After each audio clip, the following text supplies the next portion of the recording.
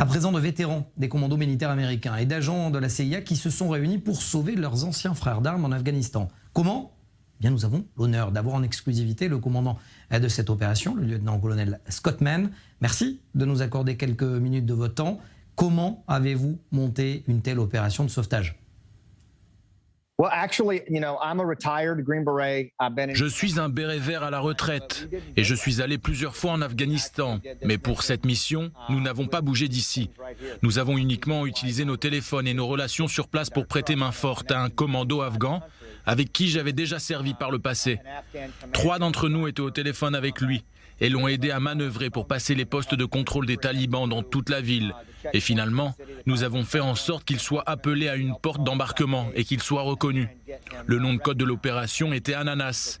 Et nous avons vu plein de petits ananas affichés sur nos téléphones, ce qui signifiait que le commando avait réussi à s'échapper. Et c'est devenu le nom non officiel de notre groupe.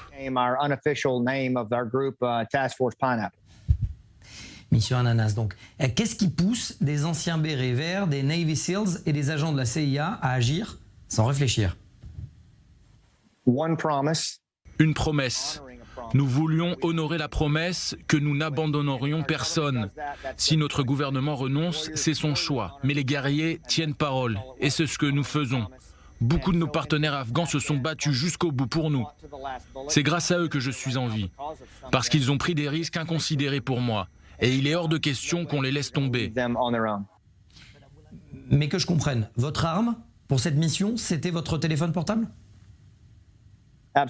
Absolument. Et c'est comme ça que nous avons aidé près de 700 familles afghanes à passer les postes de contrôle des talibans et à quitter le périmètre, que ce soit dans la nuit ou en plein jour. Tout ça malgré la présence des talibans. Mais à ce que je sache, vous n'êtes pas Jason Bourne, Scott Mann. Non, loin de là.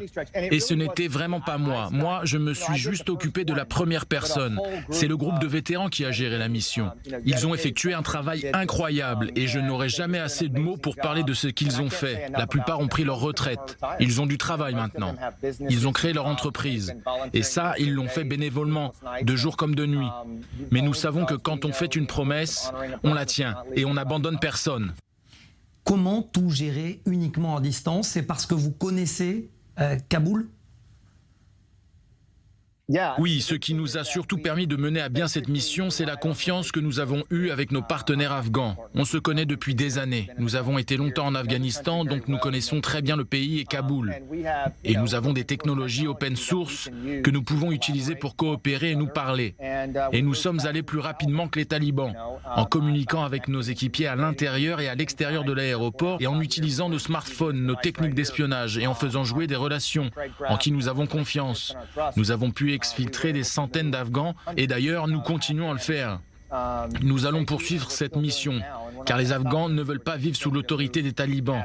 Ils ne les considèrent pas comme leur gouvernement légitime. Ils veulent vivre librement et en sécurité.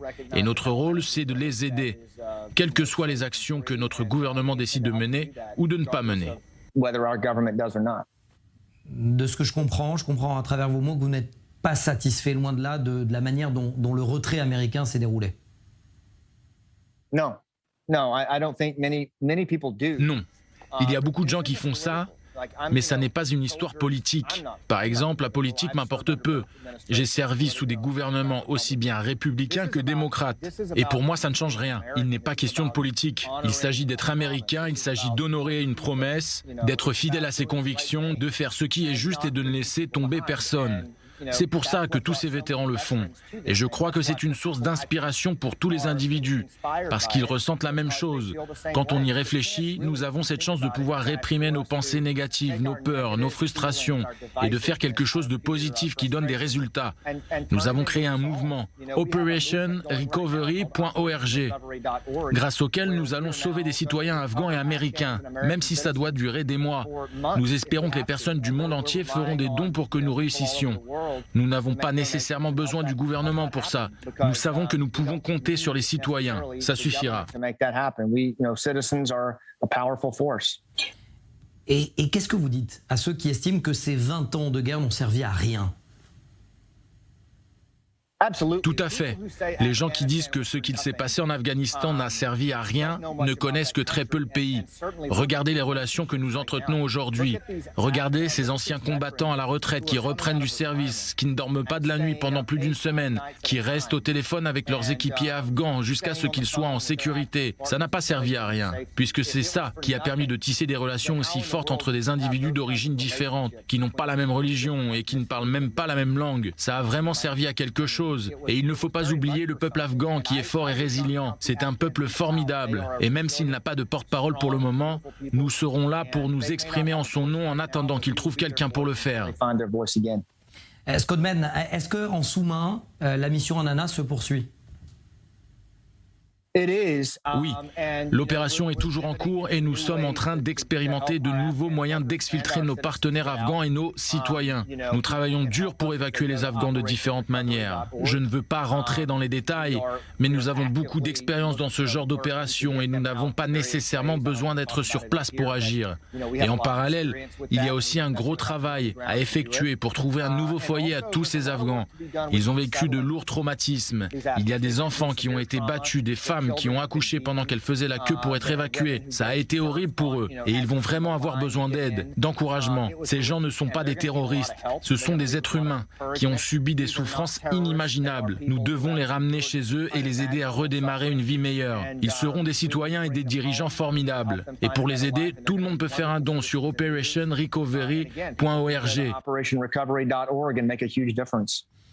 Lieutenant-colonel Scott Mann, ancien Green Beret, les bérets verts, je ne peux que saluer votre opération.